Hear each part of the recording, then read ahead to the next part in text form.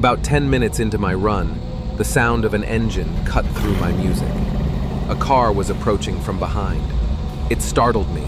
Hardly anyone came out this far, especially this late. I moved to the side, expecting it to pass, but it didn't.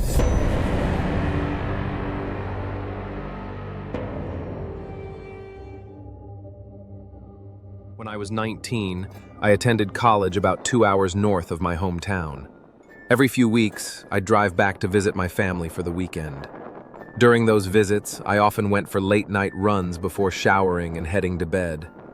This particular weekend, I had actually remembered to bring my running shoes, something I usually forgot. Around midnight, I figured I could squeeze in a quick jog before calling it a night. One important detail: my family lived in the middle of nowhere. Our house was surrounded by endless cornfields and dirt roads. I don't even remember where the nearest neighbor was. That's how remote it was. I started my usual route, the dirt roads flanked by towering corn stalks.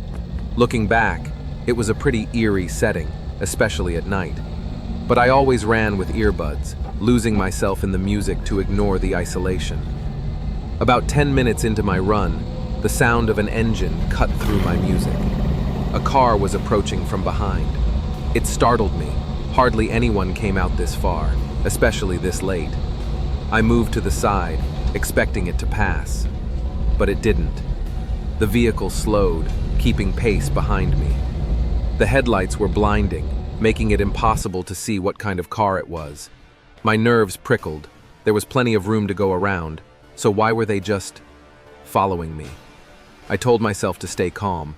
I was a big guy, and if things went south, I could handle myself. Then, after a couple of minutes, the driver accelerated, pulling up beside me. It was an old white van. The window rolled down, and I stopped, bracing myself. But the inside was pitch black. All I could make out was the driver's black hoodie, his face hidden in shadow. "Hey man," he said, his voice unnervingly casual. "You want a ride? It's raining pretty hard out here." Except, it wasn't. Not even a drizzle. Before I could answer, I heard shuffling in the back of the van.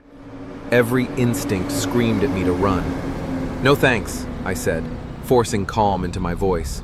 I turned and started jogging again, relief washing over me as the van sped off into the darkness. But it wasn't over. 5 minutes later, I saw the van again, stopped dead in the road, parked sideways to block the entire path. 3 or 4 figures, all dressed in black, were moving around it. I didn't wait to find out what they wanted. I spun around to head back the way I came, only to freeze. Another set of headlights was speeding toward me. My blood turned to ice. Then I heard it. Footsteps. Fast, heavy, closing in from behind. The men from the van were running straight for me. I didn't think. I just ran, straight off the road and into the cornfield. I crashed through the stalks, my heart hammering, my breath ragged. For 10 terrifying minutes, I swore I could hear them chasing me. But when I finally stopped, there was nothing, just silence. My phone was still in my pocket, hands shaking. The police arrived, lights cutting through the darkness. They searched, but found no trace of the van or the men. To this day, I have no idea who they were or what they wanted, but I never ran at night again. Sometimes I wonder, if I had hesitated even a second longer, would I have made it out? The thought still haunts me. When I was 15, my parents were pretty laid back, maybe too laid back. They rarely said no, so I got used to doing whatever I wanted. At the time, I thought I was lucky, but looking back, their lack of rules could have gotten me into serious trouble. My boyfriend lived just a mile away, and his parents were the complete opposite of mine. Strict, overprotective, and always watching. Since they barely let us hang out outside of school, I started sneaking over to his house late at night after his family went to sleep.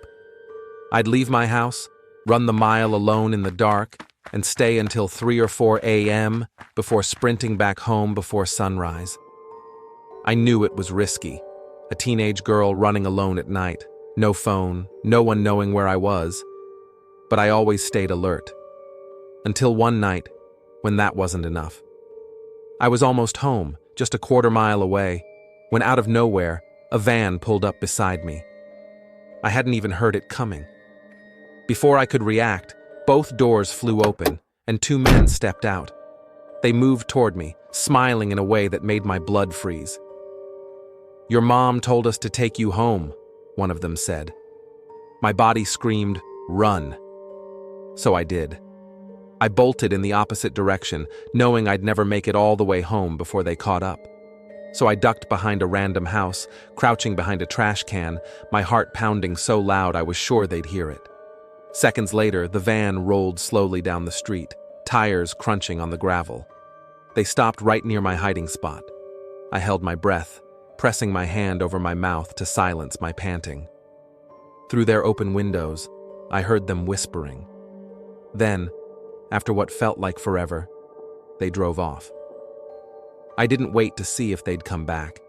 I ran the rest of the way home faster than I'd ever run in my life. That was the last time I ever sneaked out at night.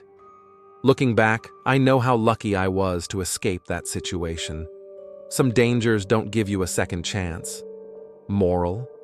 Trust your gut, because sometimes it's the only thing standing between you and disaster. During the height of the pandemic, when everything was shut down, and I was spending most of my time alone at home, I started running around my quiet neighborhood to stay active. There was a small park nearby with a loop that led back to my house, which made for a convenient route. One evening, as I was halfway through my run, I noticed a man in his early 30s lingering near the playground. At first, I assumed he was there with a child, but soon realized he was alone. That seemed odd. Why would a grown man just be standing there by himself? As I got closer, he started calling out to me. I had my headphones on, so I pretended not to hear and kept moving. To my unease, he began following me. Trying to stay calm, I told myself he must live nearby and was just heading in the same direction. But when I got home and glanced out the window, I saw him turn around and walk back toward the park. That's when it hit me.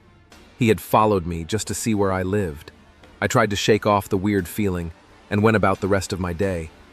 But hours later, as I was drifting off to sleep, I noticed car lights sweeping across my bedroom window. My street is usually quiet, so I got up to look. A car had stopped right in front of my house, and the same man from the park stepped out.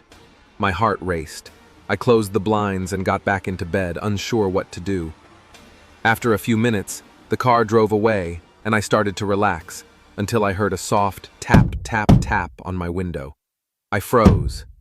My bedroom is on the second floor. Whoever was out there had climbed onto my roof.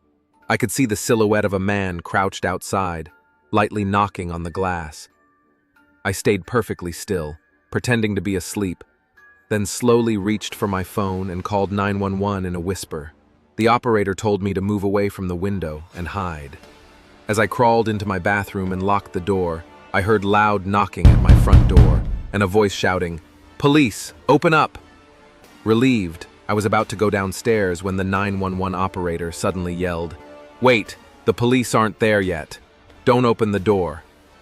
My blood ran cold.